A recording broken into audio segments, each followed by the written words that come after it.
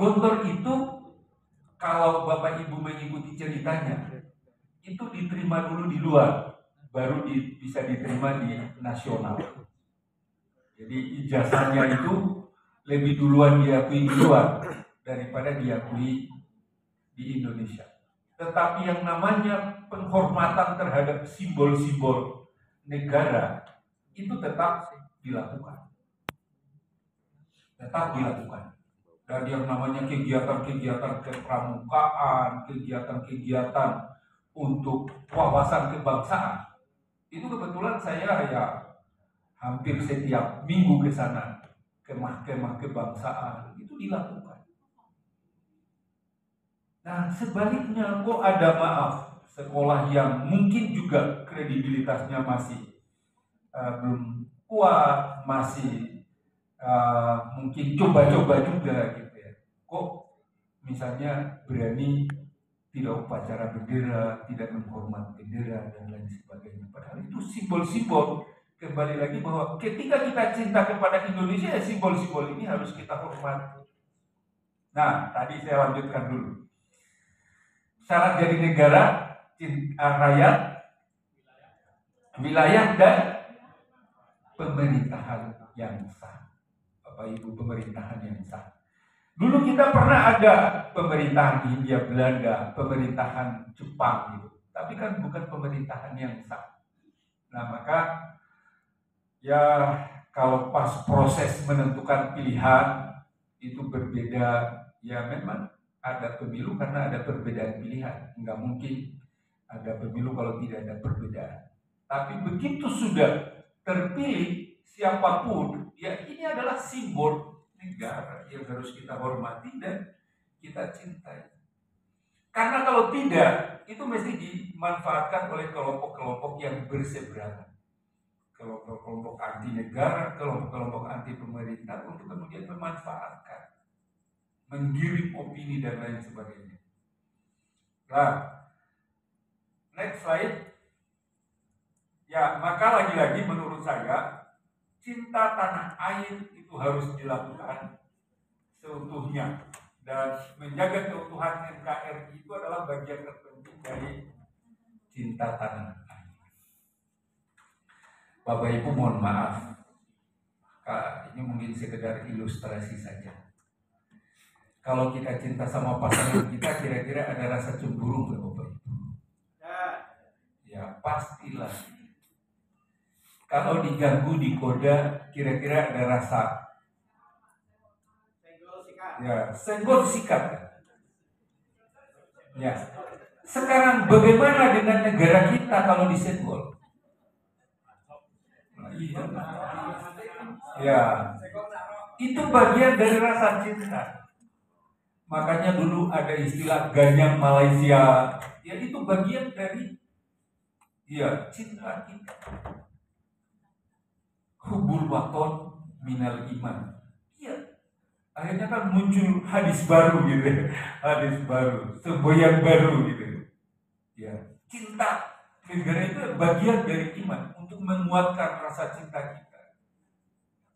Sampai akhirnya menjadi lagu ya, menjadi hubul waton minal iman. Itu betapa para pendiri bangsa ini membuat semangat agar kita benar-benar cinta tanah air dalam bentuk lagu, dalam bentuk buku, dalam bentuk kajian.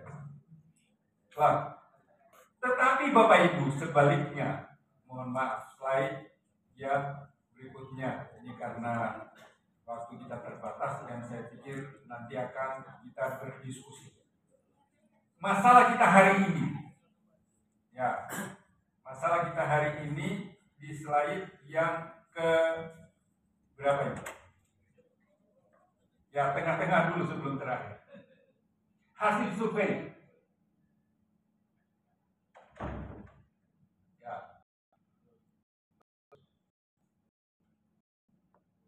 Ya, lagi satu lagi. Ya, oke. Bapak Ibu, ini saya coba kutip beberapa hasil survei. 2017 generasi milenial menginginkan Pancasila diganti. Ya, tadi kita teriak-teriak hubul waton minal iman gitu. cinta negara. Tapi dasarnya negara. Ini ada yang menghendaki untuk diganti. Generasi milenial itu kalau di dalam data kependudukan itu 39 tahun ke bawah. Ya berarti termasuk di dalamnya ya mungkin anak-anak sekelas SMA, sekelas. Oh ini ada lagi. 2017, 16,8% mahasiswa dan 16,6% pelajar memilih khilafah dari Pancasila. Ya, saya tidak bicara khilafah karena saya tidak terlalu menguasai. Tetapi saya menguasai kejadian khilafatul muslimin. Ya, khilafatul muslimin itu tahun 2022 bulan Juli itu pernah melakukan konvoi. Ya, konvoi yang viral duluan itu di Kabupaten Brebes. Ada yang dari Brebes? Ya. Konvoi yang kedua itu terjadi di Klaten. Ada yang dari Klaten? Ya. Ini sekedar kita intermezzo aja. Nah, Bapak Ibu, kejadiannya waktu itu hari Minggu. Senin saya diperintah Pak Gubernur langsung ke lokasi. Rapat kita dengan unsur pengamanan termasuk unsur intelijen. Saya hitung waktu itu ada 16 lembaga termasuk Kesbangpol. Permintaan dari teman-teman lembaga dari unsur pengamanan waktu itu minta Kesbangpol untuk menghapus organisasi Ikhwanul Muslimin. Tapi yang mau dihapus apanya Bapak Ibu? Enggak terdaftar. Tetapi Khilafatul Muslimin itu ada sejak tahun 70-an. Dan Khilafatul Muslimin itu sudah membagi Indonesia itu 3 wilayah. Indonesia bagian barat itu daerah Sumatera. Indonesia bagian tengah itu Jawa. Kalimantan itu Indonesia bagian timur. Indonesia bagian timur itu Kalimantan, Sulawesi. Jawa Tengah ini dibagi 2. Yang wilayah barat tadi Brebes itu ikut ke Cirebon provinsinya. Yang Jawa Tengah bagian timur tengah ya itu gabung dari itu, mohon maaf dari Klaten. Tapi setelah kita telusuri dia aslinya Semarang. Nah, anaknya masih muda. Saya hari pertama itu di Brebes, hari kedua di Klaten itu ketemu dengan saya waktu itu sholat berjamaah dengan mereka, sholat asar kebetulan waktu asar dan sama nggak ada masalah, kita sama-sama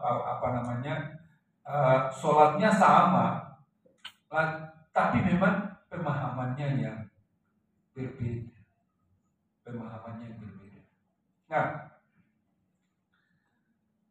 Bapak Ibu pernah dengar Gavatar? Gavatar pun itu sama, membagi Indonesia itu dengan provinsi dan kabupaten wilayah versinya sendiri. Maka jangan heran Bapak Ibu, di antaranya itu ada yang pegawai negeri, ada yang dokter, ada yang mahasiswa sekolah di perguruan tinggi favorit. Nah, waktu itu saya pernah diskusi sama, kebetulan dia pegawai. Kenapa bisa tertarik di Gavatar? Pak, kalau saya ikut Gavatar, Pak, itu jabatan saya gubernur, jabatan saya bupati. Kalau saya itu PNS, Pak, jujur, kan memang begitu dikembalikan waktu itu dari Kalimantan. Salah satu pusat pengembaliannya kan Jawa Tengah. Di Asrama Haji Donohudan waktu itu. Saya menangani tahun 2016.